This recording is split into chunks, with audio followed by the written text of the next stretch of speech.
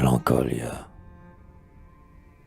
Écoutez, une femme au profil décharné, maigre, blême, portant un enfant étonné, est là qui se lamente au milieu de la rue. La foule, pour l'entendre, autour d'elle se rue. Elle accuse quelqu'un, une autre femme, ou bien son mari, ses enfants enfin.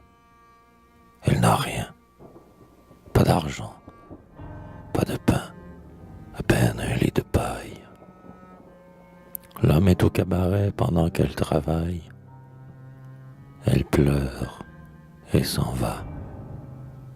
Quand ce spectre a passé, au penseur, au milieu de ce groupe amassé, qui vient de voir le fond d'un cœur qui se déchire, qu'entendez-vous toujours? Un long éclat de rire. Cette fille au doux front a cru peut-être un jour avoir droit au bonheur, à la joie, à l'amour. Mais elle est seule, elle est sans parents, pauvre fille. Seule, n'importe, elle a du courage, une aiguille, elle travaille et peut gagner dans son réduit en travaillant le jour, en travaillant la nuit. Un peu de pain, un gîte, une jupe de toile. Le soir, elle regarde en rêvant quelque étoile et chante au bord du toit tant que dure l'été. Mais l'hiver vient. Il fait bien froid, en vérité, dans ce logis mal clos tout en haut de la rampe. Les jours sont courts. Il faut allumer une lampe. L'huile est chère, le bois est cher, le pain est cher. Ô jeunesse, printemps, aube, en proie à l'hiver. La faim passe bientôt sa griffe sous la porte. Décroche un vieux manteau, saisit la montre, emporte les meubles, prend fin quelque humble bague d'or. Tout est vendu. L'enfant travaille et lutte encore. Elle est honnête, mais elle a, quand elle veille, la misère, démon qui lui parle à l'oreille. L'ouvrage manque, hélas, cela se voit souvent. Que devenir? Un jour, au jour sombre, elle vend la pauvre croix d'honneur de son vieux père et pleure. Elle tousse, elle a froid. Il faut donc qu'elle meure. À 17 ans, grand Dieu, mais que faire?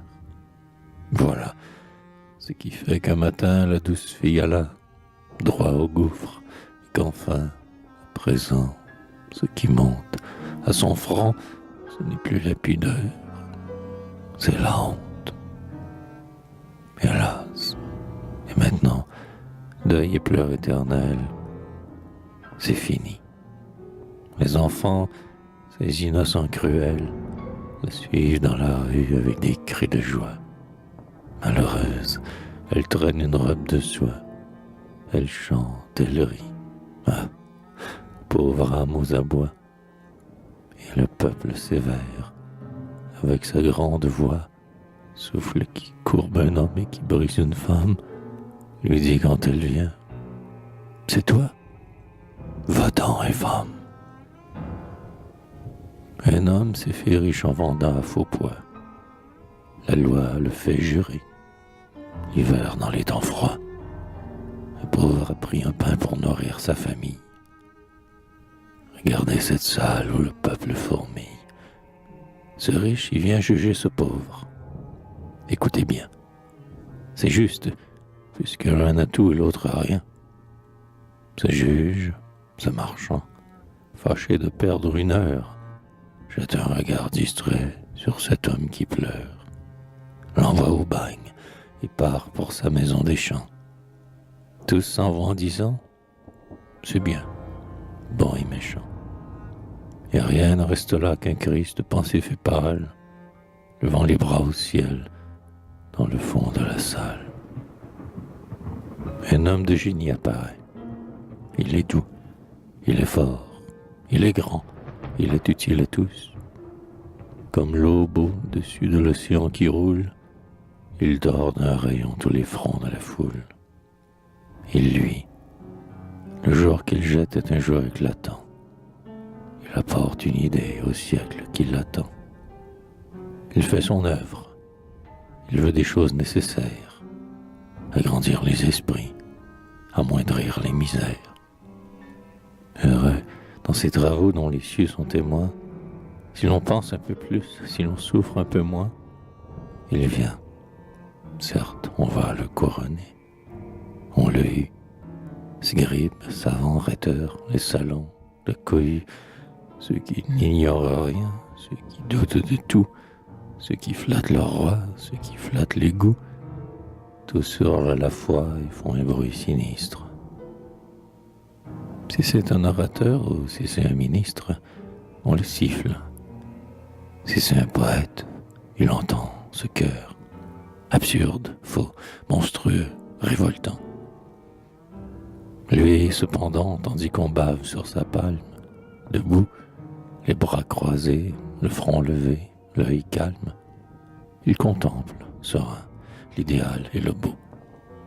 Il rêve, et, par moments, il secoue un flambeau qui, sous ses pieds, dans l'ombre, éblouissant la haine, éclaire tout à coup le fond de l'âme humaine.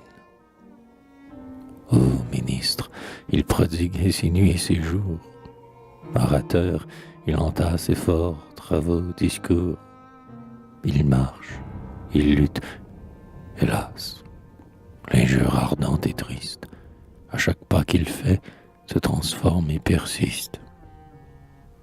Ni à l'abri. Ce serait un ennemi public, un monstre fabuleux, dragon ou basilic, qu'il serait moins traqué de toutes les manières, moins entouré de gens armés de grosses pierres, moins haï pour eux tous et pour ceux qui viendront. Il va semant la gloire, il recueille l'affront. Le progrès est son but, le bien est sa boussole. Pilote, sur l'avant du navire il s'isole. Tout marin, pour dompter les vents et les courants, met tour à tour le cap sur des points différents. Et, pour mieux arriver, dévie en apparence. Il fait de même, aussi blâme et gris. L'ignorance, c'est tout, dénonce tout. Il allait vers le nord. Il avait tort. Il va vers le sud. Il a tort. Si le temps devient noir, que de rage et de joie, cependant, sous le fait sa tête à la fin ploie. L'âge vient. Il couvait un mal profond et lent. Il meurt. L'envie alors, ce démon vigilant, accourt, le reconnaît, lui ferme la paupière, prend soin de le clouer de ses mains dans la bière, se penche, écoute, épie en cette sombre nuit, s'il est vraiment bien mort, s'il ne fait pas de bruit, s'il ne peut plus savoir de quel nom on le nomme, et s'essuyant les yeux dit « C'était un grand homme ». Où vont tous ces enfants dont pas un seul ne rit? Ces doux êtres pensifs que la fièvre maigrit. Ces filles de 8 ans qu'on voit cheminer seules, ils s'en vont travailler 15 heures, sous des meules. Ils vont, de l'aube au soir, faire éternellement, dans la même prison, le même mouvement, accroupis sous les dents d'une machine sombre, monstre hideux qui mâche on ne sait quoi dans l'ombre, innocent dans un bagne, ange dans un enfer, il travaille. Tout est d'airain, tout est de fer. Jamais on ne s'arrête et jamais on ne joue. Aussi quelle pâleur, la cendre est sur leurs joues. Il fait à peine jour, ils sont déjà bien las. Ils ne comprennent rien à leur destin. Hélas, il semble dire à Dieu, petit comme nous sommes, notre Père, voyez ce que nous font les hommes. aux servitudes infâmes imposées à l'enfant. Rachitisme, travail dont le souffle étouffant défait ce qu'a fait Dieu, qui tue, œuvre insensée, la beauté sur les fronts, dans les cœurs la pensée, et qui ferait, c'est là son fruit le plus certain, d'Apollon un bossu, de Voltaire un crétin.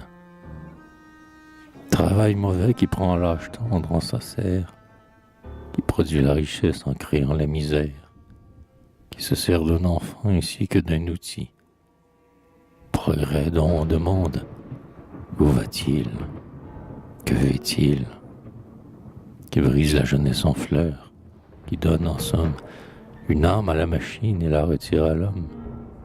Que ce travail, haï des mères, soit maudit. Maudit comme le vice où l'on s'abattardit, maudit comme l'opprobre et comme le blasphème. Oh Dieu, qu'il soit maudit au nom du travail même, au nom du vrai travail, saint, fécond, généreux, qui fait le peuple libre et qui rend l'homme heureux.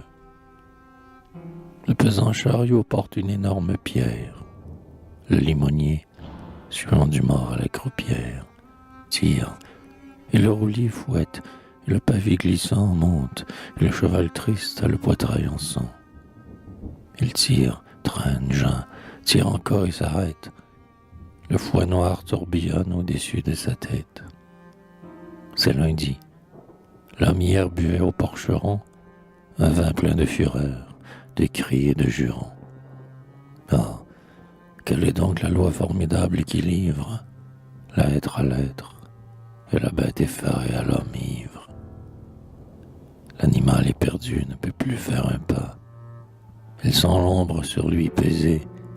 Il ne sait pas, sous le bloc qui l'écrase et le fouet qui l'assomme, ce que lui veut la pierre et ce que lui veut l'homme. Et le roulier n'est plus qu'un orage de coups, tombant sur ce forçat qui traîne délicat, qui souffre et ne connaît ni repos ni dimanche. Si la corde se casse, il frappe avec le pied, et le cheval, tremblant, regard estrepillé, baisse son cou lugubre et sa tête égarée. On entend, sous les coups de la botte ferrée, sonner le ventre nu du pauvre être muet. Il râle. Tout à l'heure encore, il remuait. Mais il ne bouge plus, et sa force est finie. Les coups furieux pleuvent. Son agonie tente un dernier effort. Son pied fait un écart. Il tombe. Et le voilà brisé sous le brancard. Et, dans l'ombre, pendant que son bourreau redouble, il regarde quelqu'un de sa prunelle trouble. Et l'on voit lentement s'éteindre, humble et terni, son œil plein des stupeurs sombres de l'infini, où lui vaguement l'âme effrayante des choses. Hélas, cet avocat plaide toutes les causes. Il rit des généreux qui désirent savoir si blanc n'a pas raison avant de dire noir. Calme en sa conscience, il met ce qu'il rencontre, ou le sac d'argent pour, ou le sac d'argent contre. Le sac pèse pour lui ce que la cause vaut.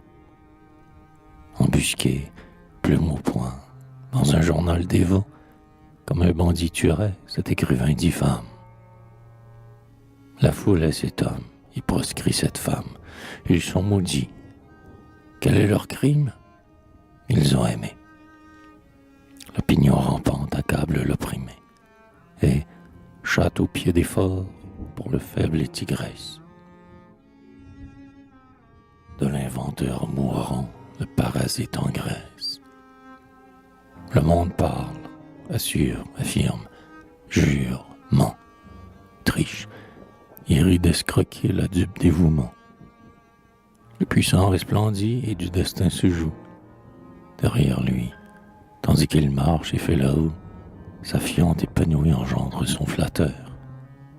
Les nains sont dédaignés de toute leur hauteur. Aux hideux coins de rue où le chiffonnier morne va, tenant à la main sa lanterne de corne, où tas d'ordures sont moins noirs que les vivants, Qui des vents ou des cœurs est le plus sûr? Les vents. Cet homme ne croit à rien et fait semblant de croire. Il a l'œil clair, le front gracieux, l'âme noire. Il se courbe. Il sera votre maître demain. Tu casses des cailloux, vieillard, sur le chemin. Ton feutre humble et troué s'ouvre à l'air qui le mouille. Sous la pluie et le temps, ton crâne nu se rouille. Le chaud est ton tyran, le froid est ton bourreau. Ton vieux corps grelottant tremble sous ton sarrau.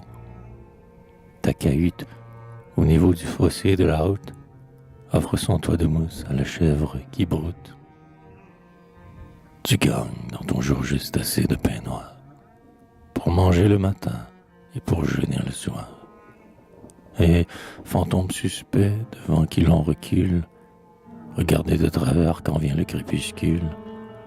Pauvre au point d'alarmer les allants et venants, frères sombres et pensifs des arbres frissonnants, tu laisses choir tes ans ainsi que leur feuillage.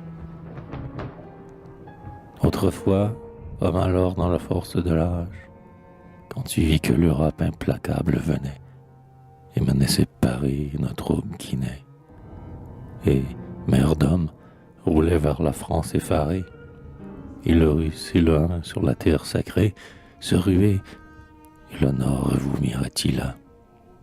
Tu te levas, tu pris ta fourche en ces temps-là, tu fus, devant les rois qui tenaient la campagne, un des grands paysans de la grande Champagne.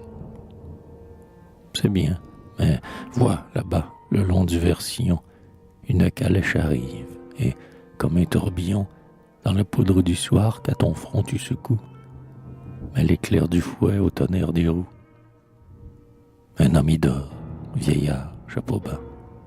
Ce passant fit sa fortune à l'heure où tu versais ton sang.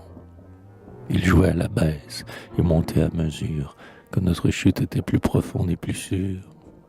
Mais il fallait un vautour à nos morts. Il le fut.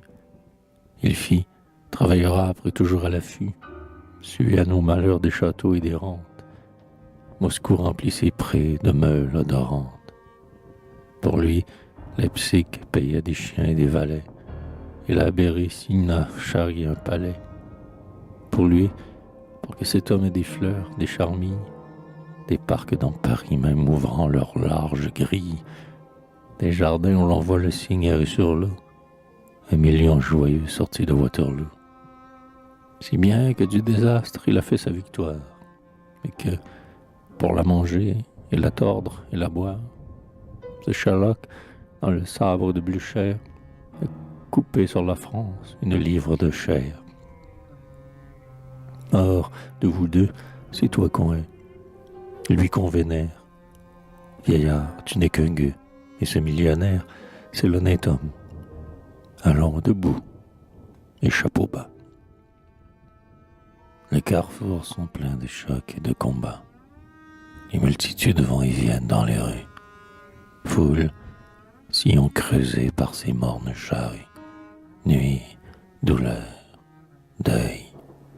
Chant triste où souvent a germé un épi qui fait peur à ceux qui l'ont semé. Vie et mort, onde où l'hydre à l'infini s'enlace, peuple océan jetant l'écume populace. Là sont tous les chaos et toutes les grandeurs.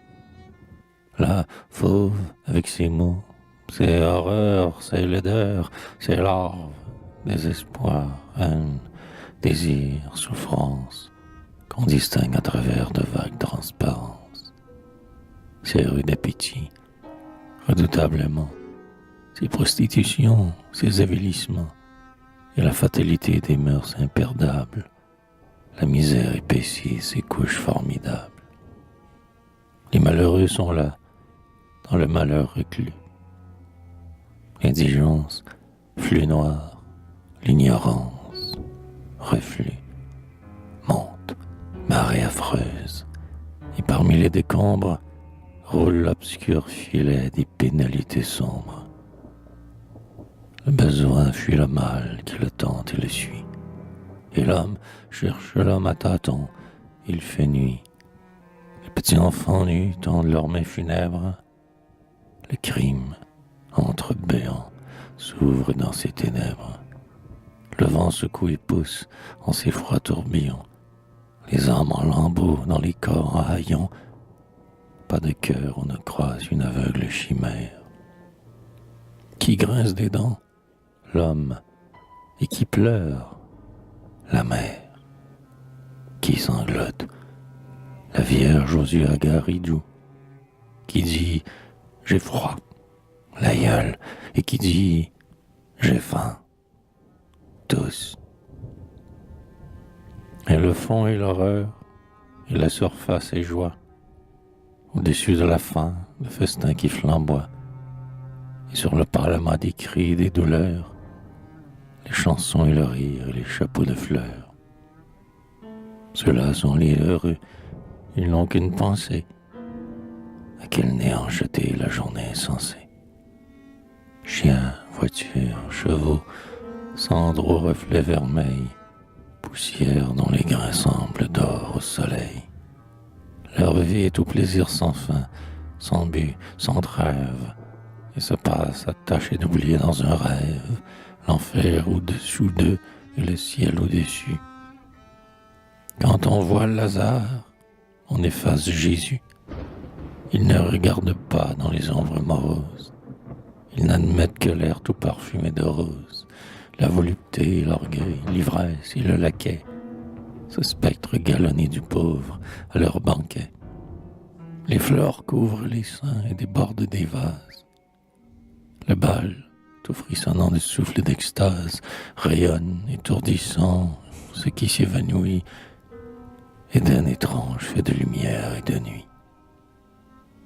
Les lustres au plafond laissent pendre leurs flammes, et semblent la racine ardente et pleine d'âme de quelque arbre céleste épanoui plus haut, noir paradis dansant sur l'immense cachot.